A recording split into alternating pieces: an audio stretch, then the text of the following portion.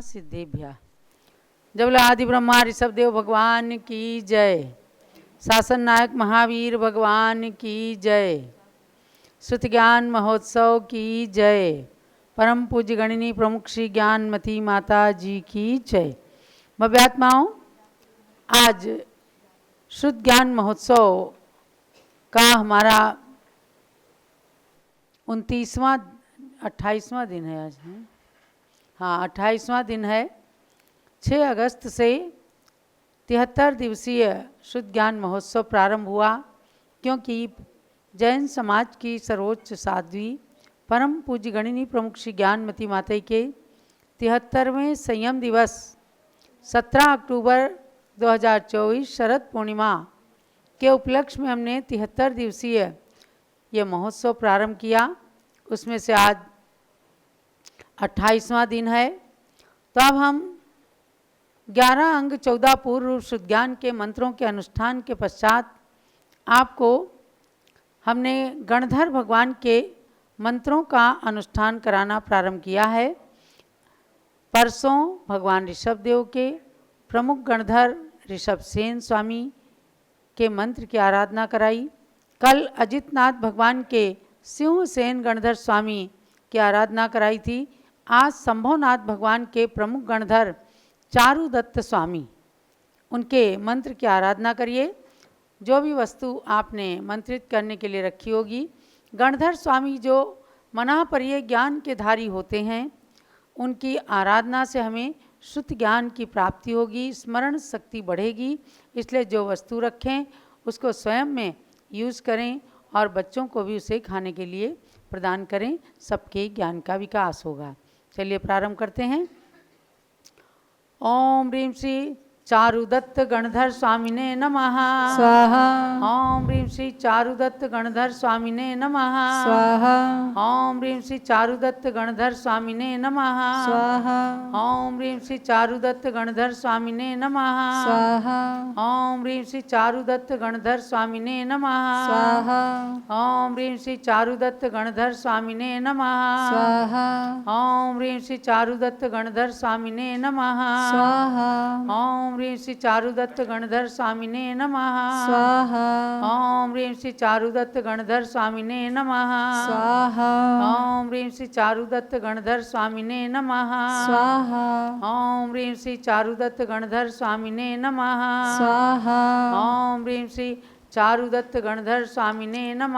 स्वाहा। ओम ह्रीं श्री चारुदत्त गणधर स्वामिने नमः स्वाहा। ओम ह्रीं श्री चारुदत्त गणधर स्वामिने नमः स्वाहा। ओम ह्रीं श्री चारुदत्त गणधर स्वामिने नमः स्वाहा। ओम ह्रीं श्री चारुदत्त गणधर स्वामिने नमः स्वाहा। ओम ह्रीं श्री चारुदत्त गणधर स्वामिने नमः स्वाहा। ओम ह्रीं श्री चारुदत्त गणधर स्वामिने नमः स्वाहा। ओम ह्रीं श्री चारुदत्त गणधर स्वामिने नमः स्वाहा। ओम ह्रीं श्री चारुदत्त गणधर स्वामिने नमः स्वाहा। ओम ह्रीं श्री चारुदत्त गणधर स्वामिने नमः स्वाहा। ओम ह्रीं श्री चारुदत्त गणधर स्वामिने नमः स्वाहा। ओम ह्रीं श्री चारुदत्त गणधर स्वामिने नमः स्वाहा। ओम ह्रीं श्री चारुदत्त गणधर स्वामिने नमः स्वाहा। ओम ह्रीं श्री चारुदत्त गणधर स्वामिने नमः स्वाहा। ओम ह्रीं श्री चारुदत्त गणधर स्वामिने नमः स्वाहा। ओम ह्रीं श्री चारुदत्त गणधर स्वामिने नमः स्वाहा। ओम ह्रीं तीर्थंकर श्री संभवनाथस्य समोसरणस्य प्रमुख गणधर श्री चारुदत्त गणधर स्वामिने नमः स्वाहा। सम्यक दर्शन सम्यक ज्ञान सम्यक चारित्रेभ्यो नमः स्वाहा। चलो चारुदत्त गणधर स्वामी की जय। श्री संभवनाथ भगवान की जय। और अब इसके पश्चात शुद्ध ज्ञान की देवी पूज्य गणिनी प्रमुख श्री ज्ञानमती माता के गुणों को आधार बनाकर जो मंत्र रचे गए, उसमें से भी 28वें मंत्र का अनुष्ठान करेंगे, आराधन करेंगे। ओम ह्रीं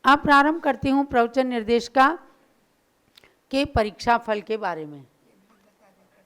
अच्छा, पूज्य माता जी बता रही हैं कि लब्धि विधान व्रत 4 दिन का है जो कल से ही शुरू हो जाएगा। और आपको जानना है कि इस बार एकम 2 हैं। कल भी एकम है, आज भादों कृष्णा अमावस है, कल भी एकम है, परसों भी एकम है। इसलिए लब्धि विधान व्रत कल से शुरू होगा और 4 दिन का चलेगा।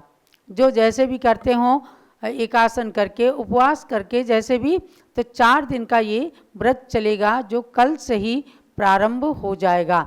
2 एकम को, दूज को और 30 तक ये व्रत चलेगा।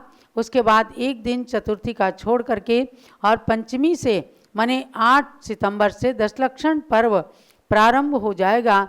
तब पर्वों का महीना और व्रत के दिन आ गए हैं। आप सब खूब आत्मा को पवित्र बना करके 1 साल की पुण्य की पूंजी को इकट्ठे कर लेंगे। ये आपको बताया जा रहा है कि कल से लब्धि विधान का व्रत चालू हो जाएगा। वो 4 दिन का रहेगा क्योंकि एकम 2 हैं। अब परीक्षा फल की बात आती है। इस प्रवचन निर्देशिका की कल की परीक्षा में कुल 240 परीक्षार्थियों ने परीक्षा दिया है। इस बार सबसे कम लोग रहे हैं। कभी कभी 1-1, 1.5 हज़ार लोगों ने भी परीक्षा दी। लेकिन मैं समझती हूँ कि प्रवचन निर्देशिका ग्रंथ शायद आपको थोड़ा कठिन लगा है और इसमें पढ़ाने में थोड़ा गैप भी हुआ है। इसलिए हमारे परीक्षार्थी और कुछ लोग परीक्षा देने से डरते भी हैं। 240 परीक्षार्थी रहे हैं। पूर्णांक 100 का रखा गया था। प्रत्येक प्रश्न 5 नंबर का था। 20 पंचे 100 नंबर का पूरा पेपर था। तो 100 में 100 अंक प्राप्त करने वाले केवल 4 लोग रहे हैं, जबकि पिछले दिनों में सैकड़ों की संख्या में 100 में 100 अंक आते थे। लेकिन इसमें थोड़ा कहीं कहीं कन्फ्यूज़न रहा है, तो उसको मैं आपको यहाँ पर क्लियर करूँगी। 100 में 100 अंक प्राप्त करने वाले रहे हैं केवल 4 लोग। उनमें से नाम है सुनंदा साहू जी औरंगाबाद, उषा जैन टिकैत नगर पूज्य ज्ञानमती माता की जन्मभूमि से, शिल्पी जैन टिकैत नगर ये भी पूज्य माता की जन्मभूमि से हैं, मंजुला जैन जयपुर। केवल इन 4 महिलाओं के 100 में 100 नंबर रहे हैं। इसके लिए इन चारों को के लिए बहुत बहुत बहुत बहुत मंगल आशीर्वाद है कि आपको कोई कन्फ्यूज़न नहीं रहा और आपने 20 प्रश्न के सही उत्तर लिखे हैं। हमने पहले भी बताया था कि हमारे संघ से संबंधित जो 25, 30, 35 लोग परीक्षा देते हैं उनको हम आपके परीक्षा फल में कभी भी इंक्लूड नहीं करते हैं। उनका परीक्षा फल हम अलग ही निकालते हैं। तो इसमें 240 में उनके नाम बिल्कुल भी नहीं हैं। अब रही बात ये कि 100 में 95 नंबर प्राप्त करने वाले, यानी 95 नंबर प्राप्त करने वाले 100 में से 100 में 36 लोग हैं, 36 हैं। तो उन्होंने 100 में 95 नंबर प्राप्त किए हैं। आगे किसी ने 90 नंबर, किसी ने 85 नंबर, किसी ने 80, 60 भी हैं और 40 नंबर तक भी हैं। 35 नंबर जो पासिंग मार्क्स है हमें पता चला है। उसकी बाद बस केवल 2-3 लोगों के 30 नंबर हैं, तो उनको एक तरह से फेल समझना चाहिए। और 20 और 15, 10 नंबर वाले भी लोग हैं, इन्होंने केवल 2 ही क्वेश्चन सही किए हैं और बाकी 18 क्वेश्चन गलत किए हैं। तो आपको अभी आवश्यकता है कि खूब अच्छे से पढ़ें और प्रवचन निर्देशिका ग्रंथ की एक एक पंक्ति को अपने मन के अंदर अवधारण करें। मैं आगे विषय चलाऊंगी तो पीछे का एक बार रिवीजन भी आपको जरूर कराऊंगी। तो हमारे यहाँ पर पंडित विजय कुमार जी जैन प्रतिष्ठाचार्य बैठे हुए हैं जो आपको बताएंगे कि 100 में 100 नंबर प्राप्त करने वालों के लिए इस समिति ने क्या निर्णय किया है। और उसके बाद हम 100 में 95 नंबर प्राप्त करने वालों के भी 10 लकी ड्रा प्रोत्साहन पुरस्कार के लिए भी निकालेंगे। पंकज जी शाह भी हमारे बीच में बैठे हुए हैं, वे उन 10 सौभाग्यशाली विजेताओं का चयन करेंगे पर्चियों के माध्यम से। जिन महानुभावों ने 100 में 100 अंक प्राप्त किए हैं, 4 लोग हैं, पूज्य माता जी ने अभी बताया, उन सभी को 500 रुपये का पुरस्कार यहाँ से पेटीएम के माध्यम से प्रदान किया जाएगा। वे अपने पेटीएम नंबर यदि जूम में उपलब्ध हैं तो चैट बॉक्स में अपना नंबर दे दें। अब सांत्वना पुरस्कार नहीं, सबके व्हाट्सएप में ही मंगाओ, क्योंकि जूम फिर तुरंत खत्म हो जाता है। नाम हमने अभी बताया था, सुनंदा साहू जी औरंगाबाद, उषा जैन टिकैत नगर, शिल्पी जैन टिकैत नगर और मंजुला जैन जयपुर से हैं। इनमें से सुनंदा साहू जी उपस्थित हैं। स्पॉटलाइट इनका अंधेरा बहुत है लगता है, इसलिए साफ नहीं आ रहा है। सुनंदा जी, आपके लिए बहुत बहुत आशीर्वाद है कि आपने 100 में 100 नंबर प्राप्त किए हैं। इससे लगता है कि आपने बहुत ही अच्छा अध्ययन प्रवचन निर्देशिका का करके और कल परसों अपना पेपर दिया है। उसका उषा जैन शिल्पी जैन है क्या? नहीं, उषा जैन टिकैत नगर, ये नहीं, टिकैत नगर। और शिल्पी जैन। यदि टिकैत नगर की कोई प्रतियोगी हो परीक्षार्थी तो इन लोगों को शीघ्र ही सूचित करें। हाँ, शिल्पी जैन ये पद्मावती महिला मंडल चलाती हैं। शिल्पी जैन बहुत एक्टिव महिला हैं। आपने 100 में 100 नंबर शिल्पी प्राप्त किए हैं। बहुत अच्छा लग रहा है हमें कि टिकैत नगर का गौरव बढ़ाया है आपने, कि अच्छे से अध्ययन किया है। और उषा जी भी हों अगर तो उनको भी स्पॉटलाइट करें। और मंजुला जी जयपुर। चलिए अब आगे निकलवाइए। 100 में 95 नंबर प्राप्त करने वाले निकालिए। हाँ,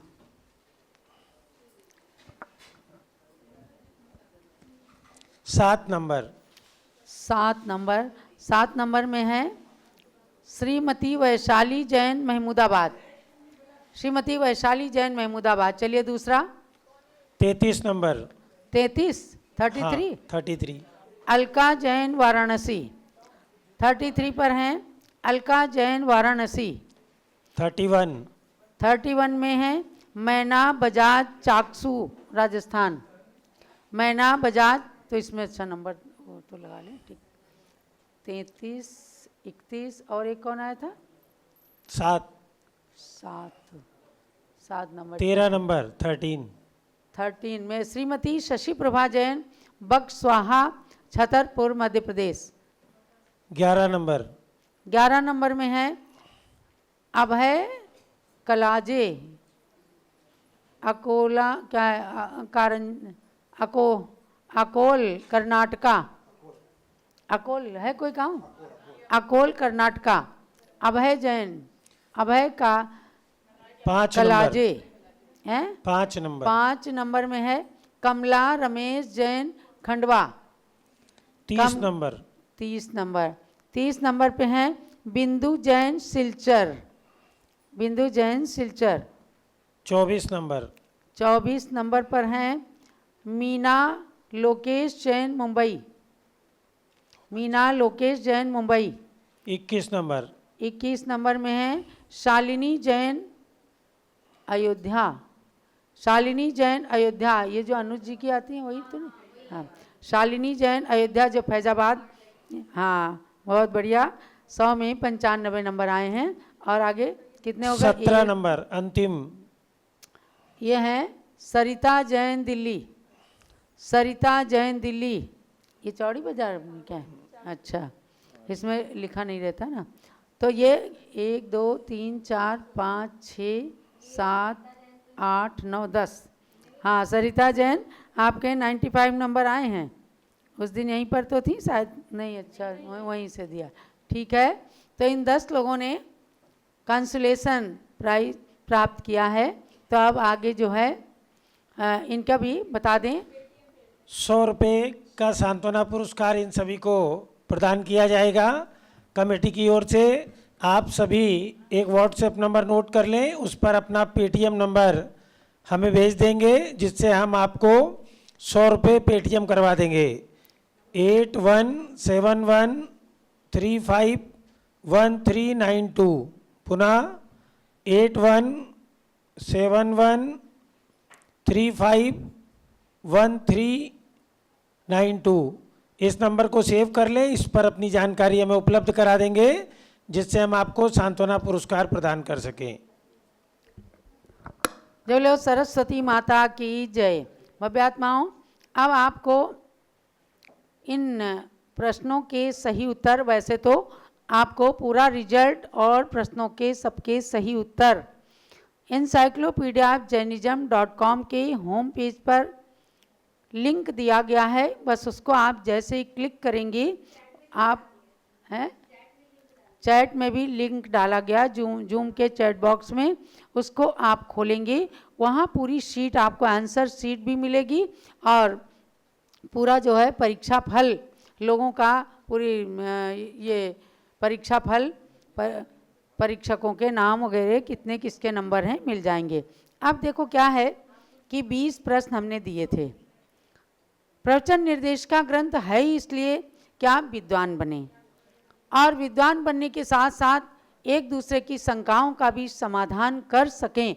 तो इसमें अच्छे अच्छे विषयों को पूज्य माता जी ने 68 ग्रंथों के आधार से पूरे ग्रंथ को ऐसा समेटा है कि गागर में सागर भर दिया है। और अगर इसकी एक एक पंक्ति को आप हृदयंगम कर लेंगे तो कभी किसी प्रश्न के उत्तर देने में भटकेंगे नहीं। हमने इसमें सबसे पहला प्रश्न दिया था द्विस्थानीय अनुभाग का क्या अभिप्राय है। मैं समझ रही थी कि आप इसमें थोड़ी गलती कर सकते हैं, थोड़ा प्रश्न कठिन था, लेकिन यदि आप लोगों ने किताब रखी हो तो निकालिएगा पेज नंबर 20। पेज नंबर 20 में द्विस्थानीय अनुभाग जो प्रायोगिक लब्धि के अंदर बड़ा सुंदर समझाया है कि द्विस्थानीय अनुभाग क्या है, तो उसका अभिप्राय ये है कि जो घातिया कर्म की 4 तरह की स्थिति होती हैं। अघातिया कर्म में भी 2 पुण्य और पाप प्रकृति रूप प्रकृतियां हैं। तो उनमें से साफ साफ लिखा है कि पुण्य प्रकृतियों की अनुभाग शक्ति गुड़, खांड, शक्कर और अमृत के समान होती है। पाप रूप अघातिया कर्मों की अनुभाग शक्ति नीम, कांजीर, विष और हलाहल के समान अधिकता, हीनाधिकता लिए होती है। प्रथमोपसम सम्यक्त के अभिमुख जीव प्रायोग्य लब्धि के द्वारा घातिया कर्मों के अनुभाग को घटाकर लता और दारू रूप से, यानी आपने जो हमने देखा है प्रायः चतुस्थानी और द्विस्थानी में अंतर नहीं समझा। भाई जब द्विस्थानी बताया गया है तो मतलब है कि 2 कोई स्थान होंगे, लेकिन आप लोगों ने पूरा वही लिख दिया है गुड़, खांड, शक्कर और अमृत के समान। या किसी ने लिखा है कि नीम, कांजीर, विष और हालाहल के समान। तो 4 चीज़ें तो 4 स्थानी हो गई ना, चतुस्थानी।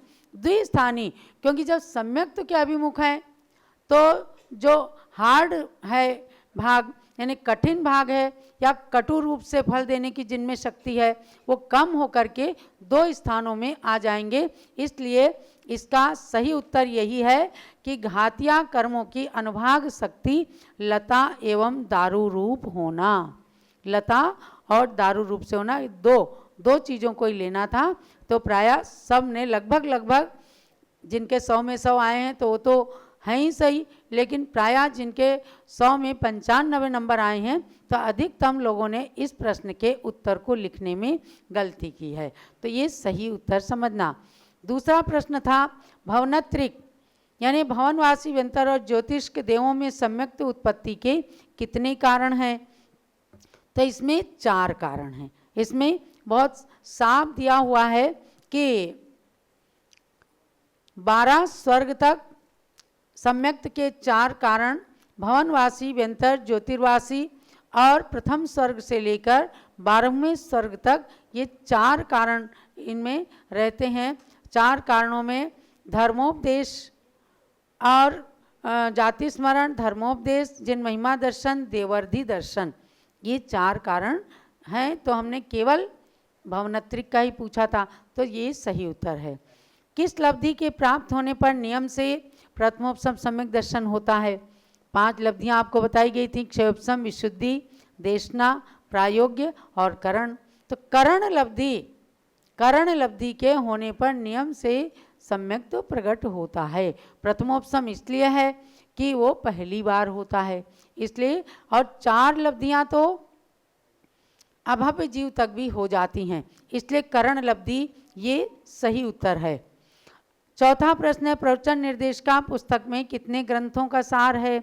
ये बताया गया, इसमें 68 ग्रंथों का, 68 ग्रंथों का इसमें सार है।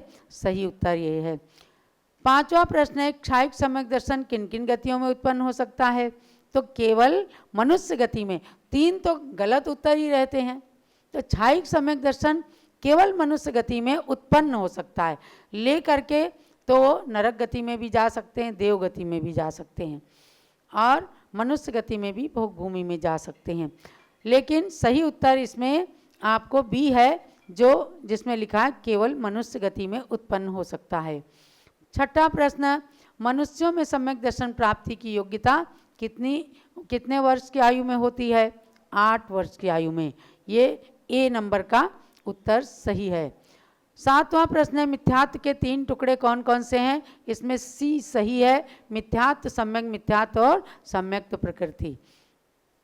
प्रश्न नंबर 8 है, पूज्य ज्ञानमती माता जी ने प्रवचन निर्देश का पुस्तक किस सन में तैयार की थी? सन 1978 में शिविर लगा था विद्वानों का, उसके लिए ये स्पेशल प्रवचन निर्देश का पुस्तक तैयार की गई थी, जिसमें आकर के लगभग 150 मूर्धन्य विद्वानों ने इसे पढ़ करके और सर्टिफिकेट प्राप्त किया था। प्रश्न नंबर 9, उपसम सम्यक्त का जघन्य और उत्कृष्ट काल कितना है? स्पष्ट कई जगह इसमें आया कि उपसम सम्यक्त का अंतर मुहूर्त काल ही उत्कृष्ट और जघन्य दोनों है। सम्मूर्छन तिर्यन कितने कारणों से सम्यक दर्शन उत्पन्न कर सकते हैं? तो ये थोड़ा तिरछा पिरछा उत्तर था, प्रश्न था, तो ये आपको जानना है। सम्मूर्छन जीवों को सम्यक दर्शन उत्पत्ति की योग्यता ही नहीं रहती, समझ गए ना? उनके अंदर तो सी नंबर का उत्तर इसका सही है। प्रश्न नंबर 11 में, चौथे नरक में सम्यक दर्शन की उत्पत्ति के कारण, तो सी है 2 कारण होते हैं, और 12 में सी है औपसमिक क्षायोपसमिक। ये स्त्रियों में कौन कौन से सम्यक दर्शन हो सकते हैं? तो हमेशा औपसमिक और क्षायोपसमिक ही होंगे। अगला 13वां प्रश्न, कृतकृत्य वेदक का क्या अर्थ है? इसमें डी उत्तर सही है। दर्शन मोहिनी के 3 भेदों में सम्यक्त प्रकृति के क्षय में जब कुछ कार्य शेष रह जाता है तो कृतकृत्य वेदक कहलाता है। 14 नंबर के प्रश्न में, अनादि मिथ्या दृष्टि को प्रथम बार होने वाला सम्यक दर्शन कितनी प्रकृतियों के उपसम से होता है? तो अनादि मिथ्या दृष्टि को 5 प्रकृतियों के, अनंतानुबंधी,